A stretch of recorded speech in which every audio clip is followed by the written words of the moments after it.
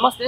రాష్ట్రంలో సంచలనం రేపినటువంటి phone tapping సంబంధించినటువంటి అంశంలో రకరకాలైనటువంటి వార్తలు వస్తా ఉన్నాయి. ఒక పక్కన ఫోన్ ట్యాపింగ్ సంబంధించినటువంటి అంశంలో ప్రభాకర్ రావు ఇప్పటికే అమెరికాలో తలదాచుకోవడం జరిగింది. ముఖ్యంగా ఈ రోజు జూబ్లీ హిల్స్ పోలీస్ స్టేషన్కి సిద్దిపేట జిల్లా చెందినటువంటి కాంగ్రెస్ పార్టీ నేత అయినటువంటి చక్రధర్ గౌడ్ రావడం జరిగింది. అసలు ఎందుకోసం రావడం జరిగింది, ఈ ఫోన్ తీసుకొని రావడం జరిగింది ఇక్కడికి జూబ్లీ హిల్స్ పోలీస్ స్టేషన్లో.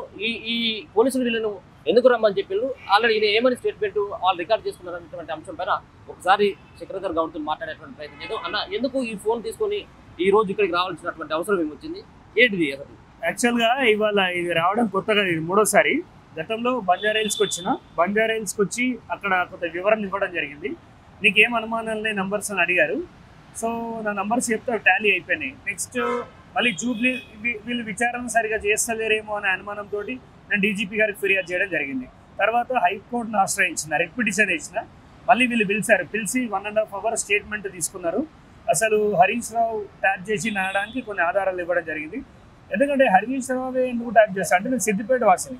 సిద్దిపేట అసెంబ్లీకి సంబంధించి ఎవరి ఫోన్ ట్యాప్ కాదు, కేవలం చక్రధరది ఎందుకు ట్యాప్ అవుతుంది? ఎవరి ప్రణీత్ రావు ఎవరు, భుజంగరావు ఎవరు, తిరుపతి అన్న ఎవరు, ఈ రాధాకృష్ణరావు ఎవరు? రాధాకృష్ణరావు అనేటోడు నన్ను అరెస్ట్ చేసి నువ్వు బీఆర్ఎస్లో జాయిన్ అవ్వాలి, ఖచ్చితంగా జాయిన్ అయితే నీ కష్టాలు పోతాయి, నువ్వు నీ పేరు మీద కేసులు తీసేస్తాం, హరీష్ రావుకి సరెండర్ కావాలని అడిగిండు. అయినప్పటికీ నేను అతన్ని మాటలు వినకుండా జైలుకే పోయినా, బయటకు వచ్చిన, మన హరీష్ రావు పైన నిలబడ్డ 17,000 ఓట్లు సాధించిన. సో రేపు అనంగా, అంటే రేపు అయితే ఎలక్షన్స్ అనంగా కూడా నా ఫోన్ ట్యాపింగ్ జరిగింది. నా అడుగున వాళ్ళు నిఘా పెట్టారు. నా కార్లో డబ్బులు పెట్టి నన్ను లోపల పంపిద్దామనే ప్రయత్నం చేస్తే నాకున్న కొంతమంది స్నేహితులు ఇలాంటి కుట్ర జరుగుతుంది తప్పించుకోమని చెప్పి నాకు సాయం చేశారు.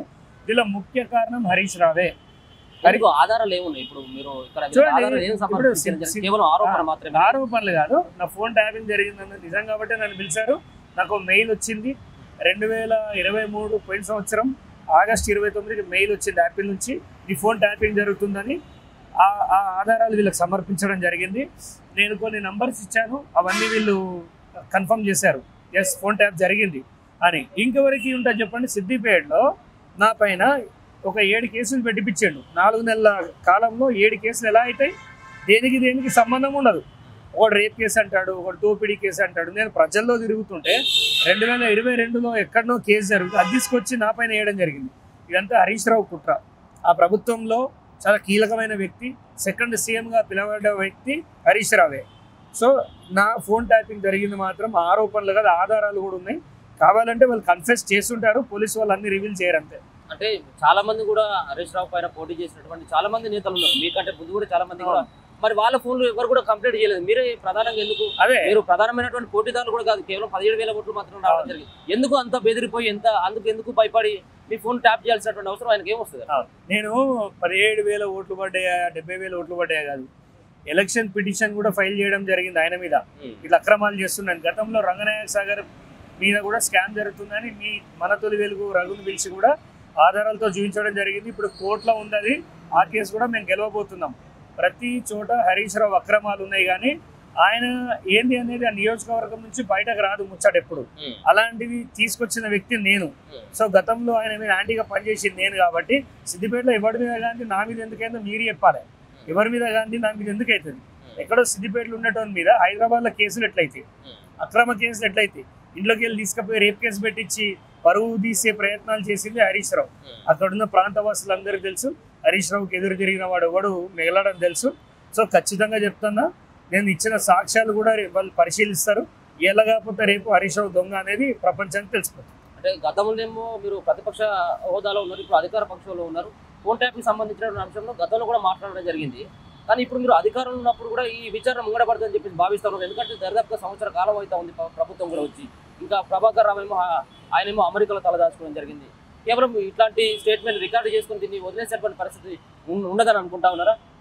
చూడండి, నేను ప్రభుత్వంలో ఉన్నప్పటికీ ఎక్కడ ఆలస్యం జరుగుతుందేమో అని పబ్లిక్ అటెన్షన్ తీసుకురావాలని హైకోర్టులో రిట్ పిటిషన్ వేయడం జరిగింది. రేపు ఇంకేమైనా తేడా కాదు. ఎందుకు కాదంటే, ప్రభాకర్ రావుని కాపాడుతున్నదే హరీష్ రావు. వాళ్ళ కొడుకు డిగ్రీ కంప్లీట్ అయిందని చెప్పేసి ఆయన ఫారిన్ పోయి ఆయన కాపాడే ప్రయత్నం చేశాడు.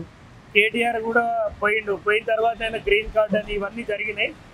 ప్రప్రథమంగా చెప్పాలంటే ఫోన్ ట్యాపింగ్ అనే విషయం బయటకు వస్తే ముందు కేసీఆర్ కాదు పోయేది, కేటీఆర్ హరీష్ రావే పోతారు. ఎందుకంటే ముసలైన మూలకు పెట్టి గేమ్ ఆడింది వీళ్ళు. ఈ బావబామ్మార్దులు ఈ దొంగలే ఇదంతా ముఖ్య కారణం అనుకుంటున్నా.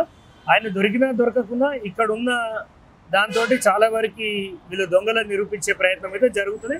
కాంగ్రెస్ గవర్నమెంట్ ఈ విషయంలో ఇంత సీరియస్గా ఉంది కాబట్టి ఇవాళ ఎక్కడో సిద్దిపేటలో ఉన్న నన్ను కూడా పిలిచి, నాకు తెలిసి అయితే ఇక్కడ ఉన్న ఏసీపీ చాలా జాగ్రత్తగా ఈ కేసు డీల్ చేస్తున్నారు. నమ్మకం అయితే ఉంది ప్రభుత్వం.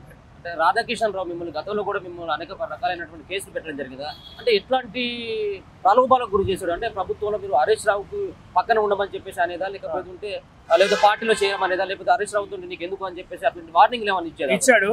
నీకేం కర్మ, నీకేం తక్కువ, ఇంత సంతోషమైన లైఫ్ ఎందుకు వదులుకుంటున్నావు, ఆయనతో కొట్లాడితే నీకేమొస్తుంది, నువ్వు సరెండర్ అయిపోయినావు, బీఆర్ఎస్లోకి వచ్చేవాడికి మంచి లైఫ్ ఉంటుంది అన్నాడు. పార్టీలో జాయిన్ కమ్మని ప్రెషర్ చేసిండు, నా కుటుంబాన్ని ఇబ్బంది పెట్టిండు. నేను జైల్లో ఉంటే కూడా జైలర్లతోటి వాళ్ళతోటి వీళ్ళతోటి ఎందుకు నీకు అతనితోటి, ఇప్పటికైనా సరే అంటే నీకు అంతా క్లియర్ అవుతుంది, బీఆర్ఎస్లో జాయిన్ కమ్మని చాలా ప్రెషర్ చేశారు. అయినప్పటికీ ఆ ప్రెషర్ తట్టుకోగలిగి నిలబడగలిగిన కానీ వాళ్ళ బెదిరింపులకు ఇవాళ ఏం జరిగింది, నన్ను ప్రెషర్ పెట్టినోడే 6 నెలల నుంచి జైల్లో ఉన్నాడు. సో న్యాయంగా ఉన్నా కాబట్టి నేను బయట ఉన్నాను. సో నా మీద కేసు పెట్టిన క్యారెక్టర్ కూడా ఇంపార్టెంట్ కదా. ఇప్పుడు చక్రధర్ నేరం చేసిండు అంటే మరి నా లోపలేశ్వరుడు ఏడు ఉండాలి, మంచి ప్రమోషన్లో ఉండాలి, జైలు ఎందుకున్నాడు? సో వాడు దొంగ కాబట్టి నా మీద దొంగతనం కేసులు పెట్టేసిండు, అన్ని తప్పుడు కేసులు పెట్టాడు. ఓకే, సిద్దిపేటలో 2 సార్లు మీకు హరీష్ రావు మిమ్మల్ని ఏదైతే కేసులు అక్రమమైనటువంటి కేసులు పెట్టించడం ద్వారానే మీరు లేనిపోయినటువంటి ఆధారాలు లేనటువంటి ఆరోపణలు చేస్తున్నారని చెప్పేసి బీఆర్ఎస్ పార్టీకి సంబంధించినటువంటి వాళ్ళు అంటా ఉన్నారు. ఎట్లాంటి లేవు, కేవలం అక్కడ హరీష్ రావు కేసులు పెట్టడంతో ఇప్పుడు చక్రధర్ గౌడ్ కక్షపూరితంగా ఇటువంటి వాటికి ప్రేరేపిస్తూ ఉన్నాడు అనేది వాళ్ళు చెప్తా ఉన్నటువంటి మాట. ఇప్పుడు చూడండి, గతంలో హరీష్ రావు యొక్క ఓటు బ్యాంక్ ఎంత 1,20,000 వచ్చింది.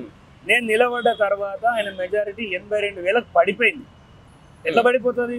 చక్రధర్ తప్పుడోడైతే అట్లా ఉండాలి కదా. 82,000కు పడిపోయింది. మరి ఎంపీ ఎలక్షన్స్ లో ఎంత వచ్చింది? 65,000 వస్తుందా? ఆయన జీవితంలో అంతకంటే పెద్దది. అది కాంగ్రెస్ పార్టీకి పడ్డాయా ఓటు, బీజేపీకి పడ్డాయా కాదు.